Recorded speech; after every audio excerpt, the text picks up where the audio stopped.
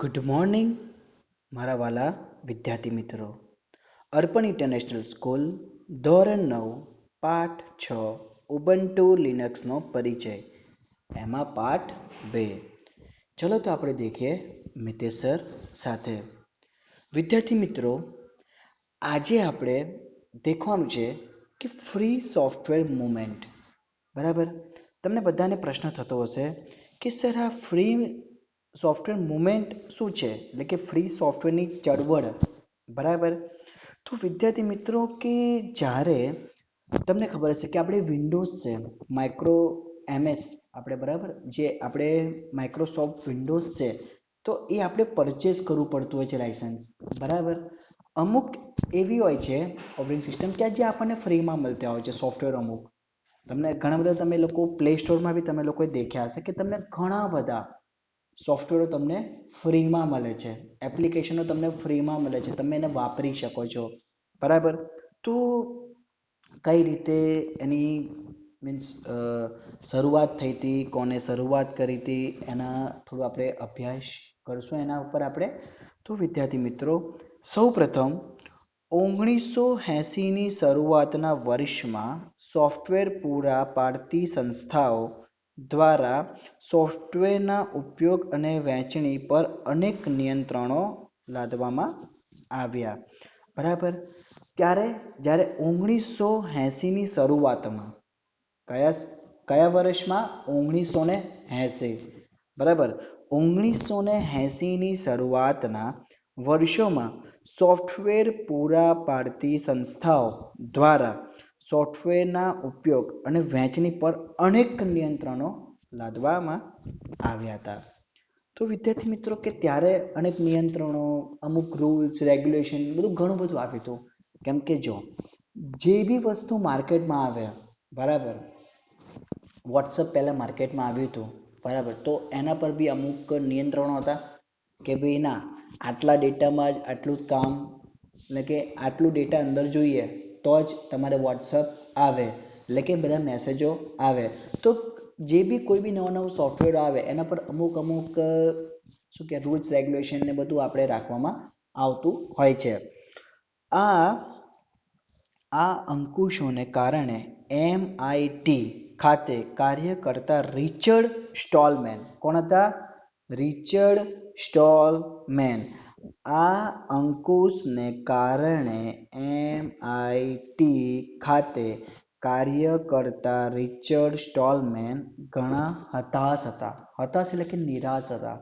બરાબર, કેમ કે આટલા બધા નિયંત્રણો લાવે, રૂલ્સ રેગ્યુલેશન લાવે, બરાબર, તો ઓબ્વિયસલી વસ્તુ છે ને કે ભાઈ હું એક ડેવલપર છું, બરાબર, હું એક સોફ્ટવેર બનાવું છું અને મારા જ સોફ્ટવેરમાં અમુક રૂલ્સ રેગ્યુલેશન આવી જાય તો મને દુઃખ થવાની જ છે.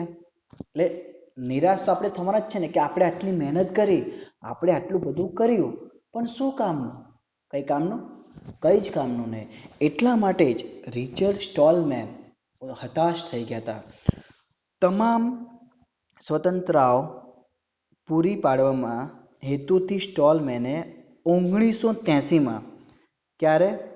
1983માં, જો તમામ સ્વતંત્રતાઓ પૂરી પાડવાના હેતુથી સ્ટોલમેને 1983માં GNU યોજના શરૂ કરી. યુનિક્સ જેવી પરંતુ સંપૂર્ણ નિઃશુલ્ક OS બનાવવાની શરૂઆત કરી. જો હવે દેખો, રિચર્ડ સ્ટોલમેન તો નિરાશ થઈ ગયા હતા, તો એમને હાર ના માની.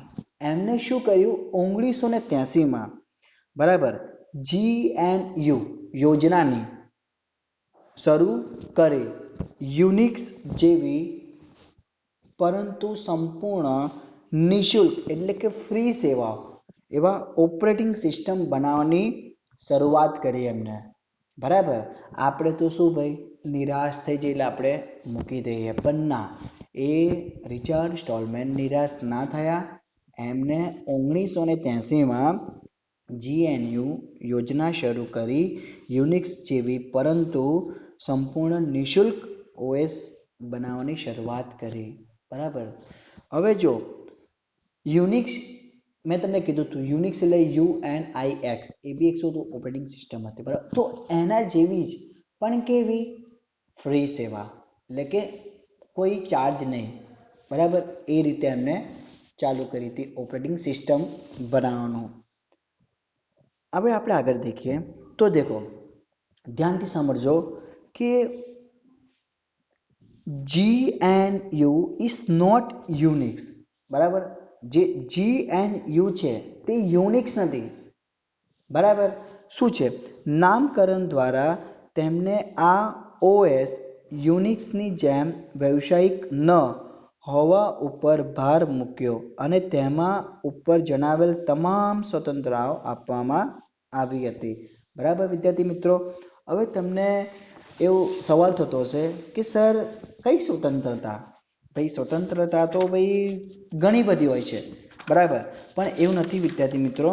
સ્વતંત્રતા એટલે કે એમાં બી અમુક જેમ કે આપણને અમુક ફીચર્સ વાપરવા મળતા હોય છે ને આપણને અમુક ફીચર્સ વાપરવા નથી મળતા હોતા, તો આપણી સ્વતંત્રતા તો છીનવાઈ ગઈ ને બરાબર. તો જો હું તમને વિદ્યાર્થી મિત્રો બતાવું છું કે કઈ સ્વતંત્રતાની અહીંયા વાત ચાલતી હતી. તો મારા બધા વાલા વિદ્યાર્થી મિત્રો એકદમ ધ્યાનથી મને સાંભળજો. પ્રોગ્રામનો ઉપયોગ કોઈ પણ હેતુસર કરી શકવાની સ્વતંત્રતા, કે ભાઈ જે પ્રોગ્રામ છે એ પ્રોગ્રામ પર તમે લોકો કોઈ બી તમે કામ કરી શકો છો બરાબર, અને કોઈ બી હેતુસર તમે કામ કરી શકો છો. એવું નહીં કે ભાઈ મારે આ જ હેતુ છે એટલે હું આ જ કામ કરીશ, કે ભાઈ મારે ભાઈ પાવર પોઈન્ટમાં જ મારે કામ કરવાનું છે એટલે હું પાવર પોઈન્ટમાં જ કામ કરીશ, એવું નહીં બરાબર. તમે લોકોને જે બી કામ લાગે તમે કામ અંદર કરી શકો છો. તો પહેલી આ સ્વતંત્રતા હતી. બીજી સ્વતંત્રતા કઈ હતી કે પ્રોગ્રામના કાર્યનો અભ્યાસ કરવાની સ્વતંત્રતા, કે ભાઈ તમે લોકો પ્રોગ્રામના કાર્ય બી તમે અંદર કરી શકો છો. એક આ બી તમારી એક સ્વતંત્રતા થઈ ને. બીજું કે પ્રોગ્રામમાં સુધારા કરી અપેક્ષિત પરિણામ મેળવવા માટેની સ્વતંત્રતા, કે ભાઈ તમે પ્રોગ્રામમાં જે સુધારા વધારા કર્યા છે બરાબર, તો એના બી પરિણામ મેળવવાની સ્વતંત્રતા. તો કઈ થઈ ટોટલ? પહેલી એક થઈ કે તમે કોઈ બી હેતુસર કામ અંદર કરી શકવાની સ્વતંત્રતા. બીજું કે પ્રોગ્રામના કાર્યનો અભ્યાસ કરવાની, પ્રોગ્રામમાં કોઈ સુધારા વધારા કરવાની. 3 થઈ. ચોથી કે પ્રોગ્રામની પૂર્ણ વહેંચણી કરી અને અન્યને મદદરૂપ બનવાની સ્વતંત્રતા, કે ભાઈ જે બી પ્રોગ્રામ તમે કાર્ય કરો છો, તમે લોકો કઈ બી પ્રોગ્રામ કરો છો એને પૂર્ણ વહેંચણી કરવાની બરાબર, અને બીજા કોઈને મદદરૂપ બની શકે એ બી બરાબર. તો આ ચાર સ્વતંત્રતા થઈ.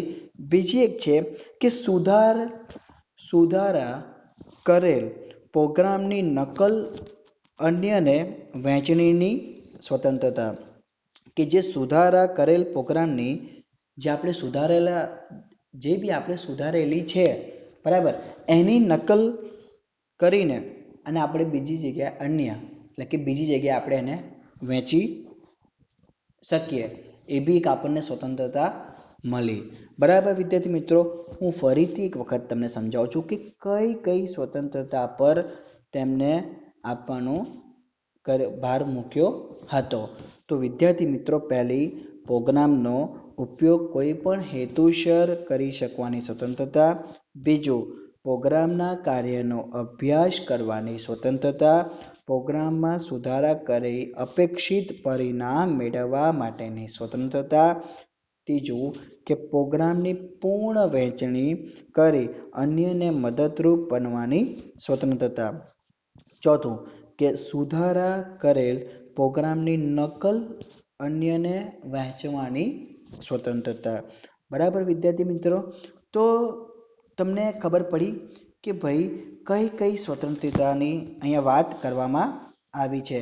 બીજી વસ્તુ કે મીટ. હવે MIT એટલે શું? મેં તમને આના અગાઉના વિડીયોમાં તમને સમજાવ્યું હતું કે MIT એટલે કે મેસેચ્યુસેટ્સ ઇન્સ્ટિટ્યૂટ ઓફ ટેકનોલોજી બરાબર. MITનું ફૂલ ફોર્મ શું થાય? MITનું ફૂલ ફોર્મ થાય કે મેસેચ્યુસેટ્સ ઇન્સ્ટિટ્યૂટ ઓફ ટેકનોલોજી બરાબર. વિદ્યાર્થી મિત્રો, આમાં ખબર ના પડે તો તમે મને પૂછી શકો છો, કોઈ બી તમારે ગભરાવાની જરૂર નથી. ઓકે વિદ્યાર્થી મિત્રો, હવે આપણે દેખીએ તો જો કે એમને આટલી બધી સ્વતંત્રતા તો એમને આપી તમને, બરાબર. હવે શું થાય છે, હવે આપણે એ દેખીએ તો જો નિશુલ્ક નિશુલ્ક સોફ્ટવેરની રચના માટે તેમને ફ્રી સોફ્ટવેર ફાઉન્ડેશન શું ઓપન કર્યું, તેમને ફ્રી સોફ્ટવેર ફાઉન્ડેશન તેમને ઓપન કર્યું. જો કેમ કે ભાઈ બધા જેટલા બી બધા જ માર્કેટમાં લોકો છે, બરાબર, બધા માર્કેટમાં છે, તો બધા માર્કેટમાંથી તમને ફ્રી સોફ્ટવેર થોડી આપશે, બધા પૈસા તો લેવાના છે ને. પણ ના, રિચાર્ડ સ્ટોલમેને શું કર્યું કે તેમને નિશુલ્ક સોફ્ટવેરની રચના માટે તેમને ફ્રી સોફ્ટવેર ફાઉન્ડેશન, બરાબર, શું કર્યું, તેમને ફ્રી સોફ્ટવેર ફાઉન્ડેશનની સ્થાપના કરી. અને ક્યારે કરી, તો 1990 સુધીમાં કરી. બરાબર વિદ્યાર્થી મિત્રો, જો તેમણે શું કર્યું, ફ્રી સોફ્ટવેર ફાઉન્ડેશનની સ્થાપના કરી. એટલે શું કહેવાય ને, FSF. શું કહેવાય, FSF નું ફૂલ ફોર્મ શું થાય, તો જો વિદ્યાર્થી મિત્રો ફ્રી સોફ્ટવેર ફાઉન્ડેશન થાય. આ વસ્તુ તમારા દિમાગમાં હોવી જોઈએ.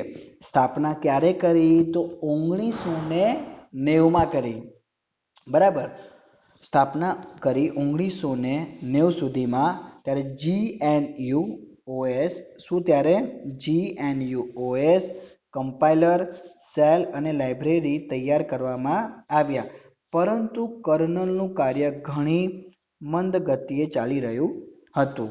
જો વિદ્યાર્થી મિત્રો એમને સ્થાપના તો કરી દીધી, બરાબર, પણ GNUOS કમ્પાઇલર, સેલ અને લાઇબ્રેરી તૈયાર કરવામાં આવ્યા, પરંતુ જે કર્નલ બી તમે શીખી ગયા છો, બરાબર, જે મેઇન એને કહેવાય હોતો, એ કર્નલનું જે કાર્ય હતું કેવું હતું, મંદ ગતિ હતું, એટલે કે ધીમું હતું, ધીમું ચાલી રહ્યું હતું. તો વિદ્યાર્થી મિત્રો તમારે એ મહાન વ્યક્તિને તમારે દેખવા હોય તો નીચે એમનું એક ચિત્ર છે, જો આઈડિયા, આ કોણ છે, રિચાર્ડ સ્ટોલમેન છે, બરાબર. આ કોણ છે, રિચાર્ડ સ્ટોલમેન છે, બરાબર વિદ્યાર્થી મિત્રો. તો આ એક મહાન વ્યક્તિ હતા. તેમને બી તેમના ઘણા બધા પ્રયત્નો કર્યા હતા સોફ્ટવેરો માટે, બરાબર. તો તમને ના ખબર પડે તો મને તમે પૂછજો, બરાબર. હું તમને વારંવાર વિદ્યાર્થી મિત્રો કહું છું કે તમને જ્યાં જ્યાં તમને ખબર ના પડે ત્યાં તમે મને પૂછી શકો છો. તો ચલો હવે આપણે આપણી ગાડી થોડી આગળ વધારીએ. તો વિદ્યાર્થી મિત્રો દેખો, તમને ખબર તો પડી કે ભાઈ અમુક સોફ્ટવેરો કે ભાઈ ફ્રીમાં હતા, પણ આપણે જે આપણા કોમ્પ્યુટરની અંદર જે ઓપરેટિંગ સિસ્ટમ આપણે બધા વાપરી રહ્યા છે, બરાબર, તમને ખબર જ હશે કે તમે બી કયા કયા ઓપરેટિંગ સિસ્ટમ તમે વાપરો છો, બરાબર. મુખ્ય 3 છે. પહેલું કયું છે, માઇક્રોસોફ્ટ વિન્ડોઝ, બરાબર. માર્કેટમાં અત્યારે માઇક્રોસોફ્ટ વિન્ડોઝ જ ચાલે છે. અમુક જ જગ્યાએ લિનક્સ કે એપલ ચાલતું હશે, પણ મોસ્ટલી જગ્યાએ કયું ચાલે છે, માઇક્રોસોફ્ટ વિન્ડોઝ, બરાબર. તો આજે આપણે એક આનું દેખીએ, માઇક્રોસોફ્ટ વિન્ડોઝની એક આપણે એક યાદી દેખીએ, સમજૂતી દેખીએ, બરાબર. તો દેખો વિદ્યાર્થી મિત્રો, પર્સનલ કોમ્પ્યુટર માટેના કેટલાક પ્રચલિત OS, બરાબર. તો OS એટલે કે ઓપરેટિંગ સિસ્ટમ. ઓકે વિદ્યાર્થી મિત્રો, તો માઇક્રોસોફ્ટ વિન્ડોઝ, તો માઇક્રોસોફ્ટ વિન્ડોઝનું લોગો તો તમે દેખ્યો જ છે, બરાબર. આ એનો શું છે, લોગો છે. અને આ વિન્ડોઝ 10 છે, પણ વિન્ડોઝ 10ની પહેલાં બી ઘણા બધા આવી ગયા. 1985, 1995, 19XP, 2007, 2003, 2009, ઘણા બધા, 2013, 2016, અત્યારે 16 આવી ગયું છે, બરાબર વિદ્યાર્થી મિત્રો. તો વિન્ડોઝ 10 આ રીતે એનું એક લોગો હોય છે, બરાબર. આપણે mostly generally Windows 7, Windows 8, Windows 10 આપણે અત્યારે આ જ યુઝ કરતા હોઈએ છીએ. આપણા લેબમાં બી તમે દેખ્યું હશે તો આપણે આ જ યુઝ કરીએ છીએ, આપણે બીજું કોઈ યુઝ નથી કરતા. હા, ઉબુન્ટુ વખતે આપણે ઉબુન્ટુ બી યુઝ કર્યું છે. બરાબર વિદ્યાર્થી મિત્રો? તો તમને લોગો તો ખબર પડી ગઈ માઇક્રોસોફ્ટ વિન્ડોઝની.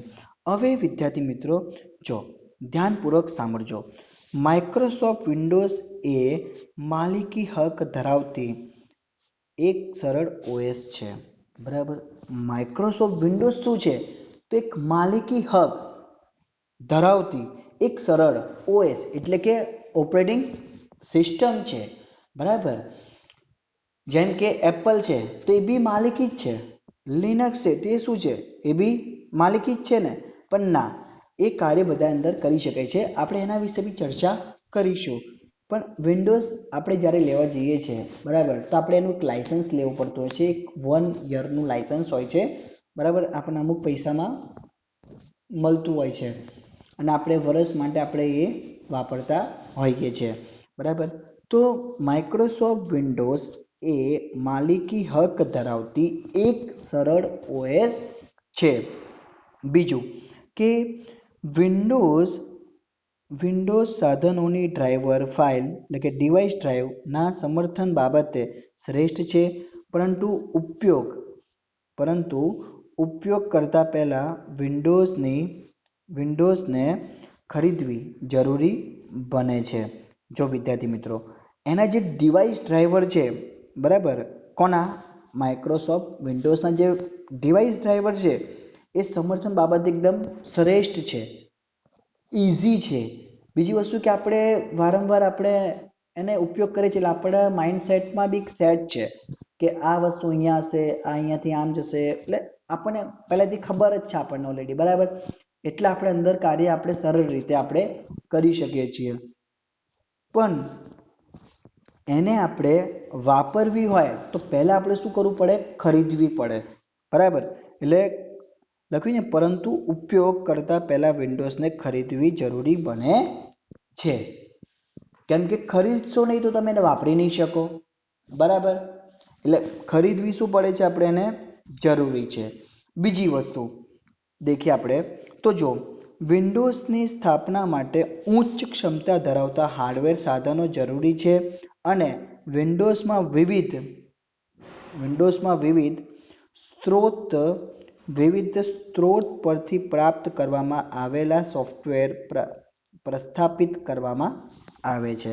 જો વિદ્યાર્થી મિત્રો આપણે વિન્ડોઝની જ્યારે આપણે સ્થાપના કરવી હોય ને તો આપણા કોમ્પ્યુટરની અંદર શું જોઈએ?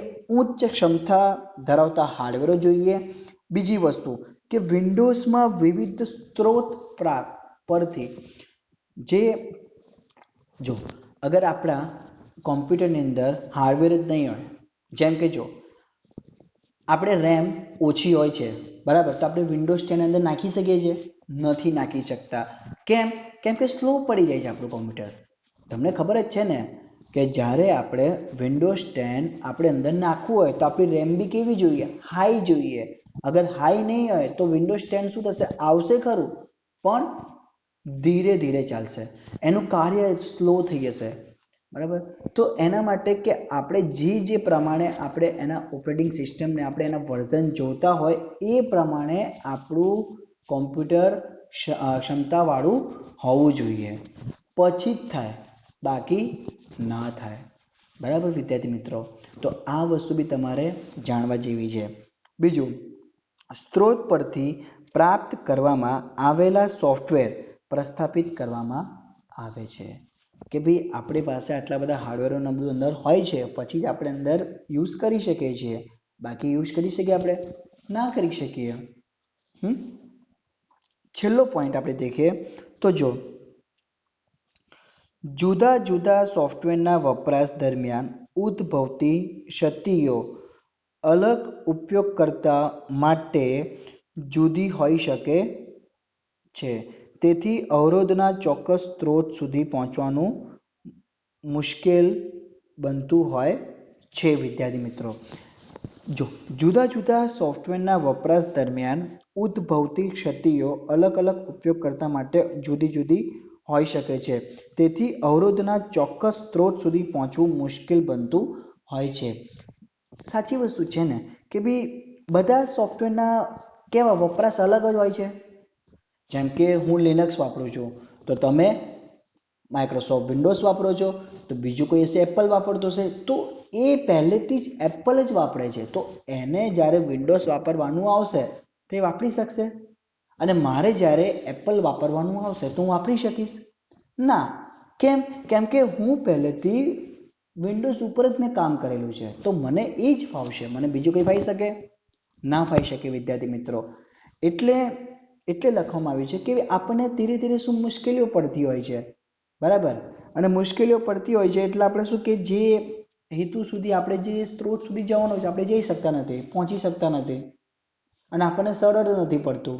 અને સરળ જો હું તમને અત્યારે તમને એવું કહું કે તમે અત્યારે ઉબન્ટુ વાપરો તો તમે શું કહેશો? સર શું ઉબન્ટુ વાપરો, અમને તો ખબર જ નથી પડતી. તમે મને એક આ જ પ્રશ્ન તમે મને કહેવાનો છો ને, બરાબર, કે સર અમને ઉબન્ટુ જ નથી ખબર પડતી, અમે સર શું ઉબન્ટુ વાપરીએ? પણ ઉબન્ટુ પર જ તમે કામ કરો છો તો તમને કેવું લાગશે? કાર્ય એકદમ સરળ લાગશે, તમને હાર્ડ નહીં લાગે, બરાબર.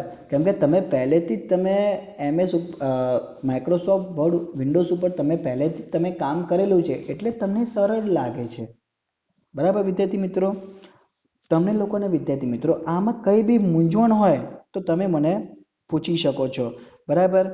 અને એક લાસ્ટ પોઈન્ટ બાકી છે આપણે માઇક્રોસોફ્ટ વિન્ડોઝનો કે અગાઉની આવૃત્તિની સરખામણીએ વિન્ડોઝ વધુ સ્થિર અને સલામત હોવા છતાં પર્સનલ કોમ્પ્યુટરમાં તેના બહોળા ઉપયોગને કારણે વિન્ડોઝ ક્રેકર્સ એટલે કે દૃષ્ટ હેતુ ધરાવતા કુશળ પ્રોગ્રામરોનું મનપસંદ લક્ષ્ય છે, બરાબર. જે આપણે કહીએ ને હેકર્સ, બરાબર. તો તમને ખુદને બી ખબર છે કે હેકર્સો એટલા બધા છે ને અત્યારે તો કે જેને કોઈ એ નથી. આપણે જે સોફ્ટવેર આપણું છે એને ક્રેક બી કરી લે છે લોકો, ક્રેક, એને ક્રેકર્સ કહેવાય કે દુષ્ટ હેતુથી ધરાવતા જે કુશળ જે પ્રોગ્રામરો છે ને બધા એ, બરાબર. તો એનું બી શું હોય છે? એક આ લક્ષ્ય હોય છે, બરાબર વિદ્યાર્થી મિત્રો. તો આ એક માઇક્રોસોફ્ટ વિન્ડોઝની વાત થઈ. તમને વિદ્યાર્થી મિત્રો જ્યાં જ્યાં ખબર ના પડે ત્યાં મને પૂછજો, હું તમારી સાથે જ છું, બરાબર. આપણે નેક્સ્ટ લેક્ચરમાં આપણે શીખશું એપલ OS X, પછી લિનક્સ, બરાબર. આગળ આપણે થોડી અમુક તમામ વસ્તુ આપણે વધારે જાણકારીને આપણે શીખશું. અહીંયા હું વિદ્યાર્થી મિત્રો રજા લઉં છું, બરાબર. આઈ હોપ કે તમને બધાને બહુ મજા આવી હશે. Thanks for watching my video. Good bye, stay home, જય હિન્દ.